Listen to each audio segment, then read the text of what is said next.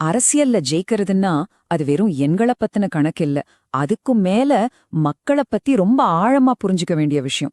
இன்னைக்கு நாம என்ன பண்ண போறோம்னா, கிணத்துக்கடவு தொகுதியோட ஒரு உண்மையான அரசியல் வியூக அறிக்கையை எடுத்து டேட்டா எப்படி ஒரு நல்ல ஆட்சிக்கு வழிகாட்டுதுன்னு பார்க்க போறோம். வாங்க உள்ள போலாம். நம்மளோட பார்வை இப்போ தமிழ்நாட்டுல இருக்கிற கிணத்துக்கடவு தொகுதி மேலதான். ஆனா ஒண்ணு நல்லா புரிஞ்சுக்கோங்க, இங்க நாம கத்துக்க போற பாடங்கள் அரசியல் மற்றும் மக்கள் சேவை பத்தின சில உலகளாவிய உண்மைகளை நமக்கு வெளிச்சம் போட்டு காட்டும். சரி, இந்த முழு ஆய்வே நாம ஒரு 6 பகுதியா பிரிச்சு பார்க்கலாம்.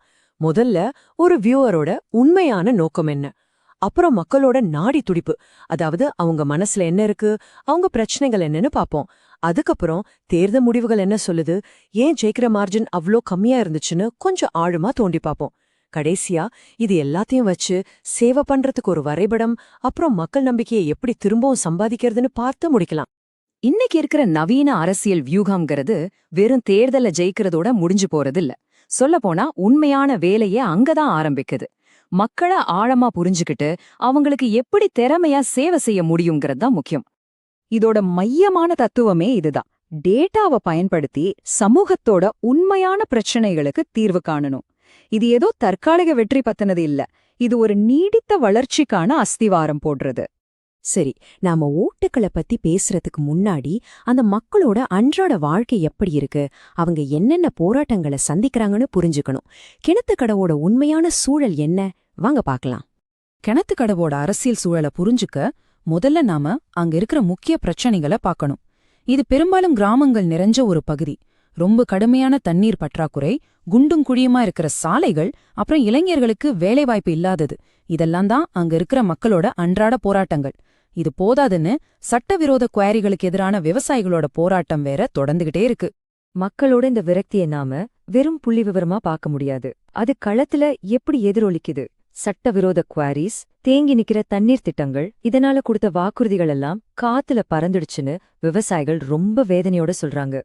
சரி, இப்போ களத்துல இருக்கிற இந்த பிரச்சனைகளும் இந்த விரக்தியும் தேர்தல் முடிவுகள்ல அந்த எண்கள்ல எப்படி பிரதிபலிக்குது, வாங்க இப்போ அதை கொஞ்சம் ஆழமா பார்க்கலாம்.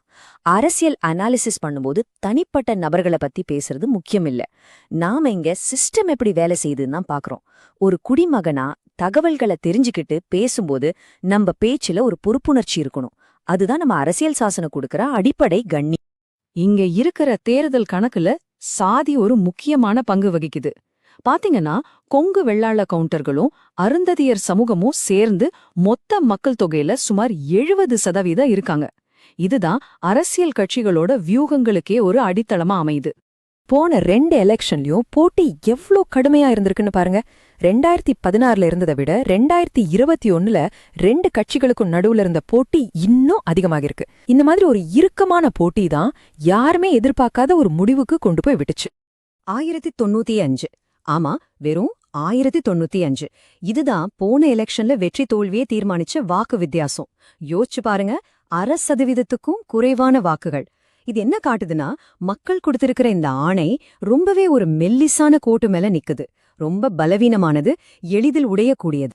ஏன் இவ்வளவு குறைவான வாக்கு வித்தியாசத்துல வெற்றி கிடைச்சது? அந்த பலவீனமான வெற்றிக்கு பின்னாடி என்னென்ன காரணிகள் இருக்கு? வாங்க அத கொஞ்சம் அலசி ஆராய்வோம்.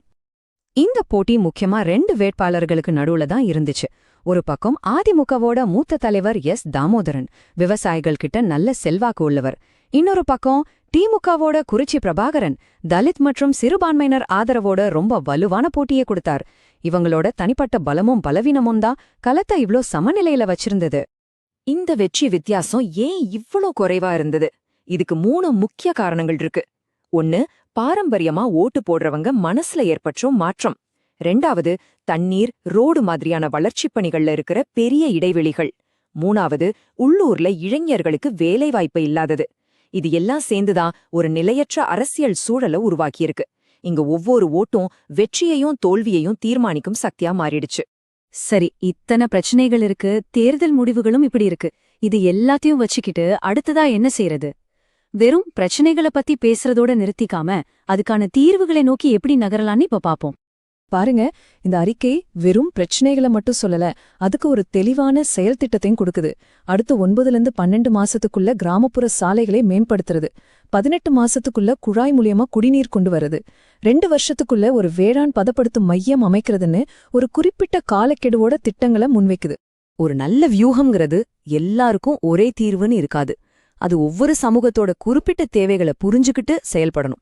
விவசாயிகளுக்கு நீர்ப்பாசனம், இளைஞர்களுக்கு தொழிற்பயிற்சி, பெண்களுக்கு சுய உதவி குழுக்கள்னு இப்படி தனித்தனியா கவனம் செலுத்துறதே எவ்வளவு அவசியம்ங்கிறத இது ரொம்ப தெளிவா காட்டுது. திட்டமெல்லாம் பேப்பர்ல போடுறது சுலபம். ஆனா அந்த திட்டங்களை நிஜமா செயல்படுத்தி மக்களோட நம்பிக்கைய ஜெயிக்கிறது எப்படி? இப்ப நாம பார்க்க போறது அந்த வரைபடத்திலிருந்து நிஜமான செயலுக்கு போறதுக்கான பாதை. மக்களோட தகவல்களை, அதாவது அவங்களோட டேட்டாவை கையாளும் போது ரொம்ப கவனமா இருக்கணும். குறிப்பா தனிநபர் தரவு பாதுகாப்பு சட்டம் டிபிடிபி என்ன சொல்லுதுன்னா, ஒருத்தரோட சம்மதம் இல்லாம அவங்க தகவலை பயன்படுத்தக்கூடாது. இது வெறும் சட்ட விஷயம் மட்டும் இல்ல, இது ஒருத்தரோட தனிப்பட்ட உரிமையை மதிக்கிற விஷயம். நான் எந்த சட்ட ஆலோசனையும் கொடுக்கல, ஆனா இது ஒரு அடிப்படை தர்மம். நம்பிக்கைய உருவாக்குறதுங்கிறது செயல்லிருந்து தான் தொடங்கும். முதல் 30 நாள்ல என்ன செய்யணும்? கிராம சபைகளை கூட்டி மக்கள் கிட்ட நேரடியா பேசணும், அவங்க குறைகளை கேட்கணும், தண்ணீர் திட்டத்தோட முதல் கட்ட பணிகளை உடனே ஆரம்பிக்கணும், இளைஞர்களுக்கு திறன் பயிற்சி முகாம்களை தொடங்கணும். இந்த மாதிரி உடனடி நடவடிக்கைகள் தான் நம்பிக்கைய வெல்வதற்கான முதல் படிகள். கிணத்துக்கடவோட இந்த ஆழமான பார்வை நமக்கு கடைசியா ஒரு முக்கியமான கேள்வியை எழுப்புது. இந்த மாதிரி அதிக போட்டி நிறைந்த ஒரு அரசியல் சூழல்ல மக்களோட அடிப்படை தேவைகளை நிறைவேற்றுவது ஒண்ணு மட்டுமே நீடித்த அரசியல் நம்பிக்கையை கட்டி எழுப்புவதற்கான ஒரே பாதையா, இல்ல வேற வழிகளும் இருக்கா? இத பத்தி நீங்க என்ன நினைக்கிறீங்கன்னு யோசிச்சு பாருங்க. If you want to become a people-centric leader and uplift your constituency, get in touch with blueprintstrategies.ai at mgr@blueprintstrategies.ai or call 080-4204-1602. Purpose beyond politics.